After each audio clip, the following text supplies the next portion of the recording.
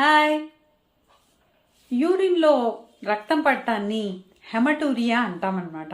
మరి ఇలా రక్తం పట్టడం అనేది యూరిన్లో దేంట్లో ఉంటుందంటే కొన్ని రకాలైన కిడ్నీ జబ్బుల్లో, తర్వాత మూత్రపిండాల క్యాన్సర్లో, కిడ్నీలో రాళ్ళు ఉన్నప్పుడు, కొన్ని ప్రోస్టేట్కి సంబంధించిన సమస్యల్లో, మూత్ర ద్వారానికి సంబంధించిన సమస్యల్లో, కొన్ని మందుల వల్ల యూరిన్కి కెథిటర్ అని ట్యూబ్ వేస్తారు కదా, అలాంటప్పుడు ఇలాగా ఈ హెమటూరియా అనేది వస్తుంది.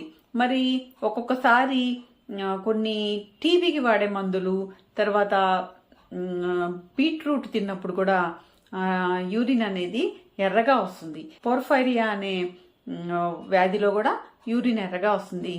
కానీ వీళ్ళల్లో ఏంటంటే యూరిన్లో రక్త కణాలు అనేవి ఉండవు.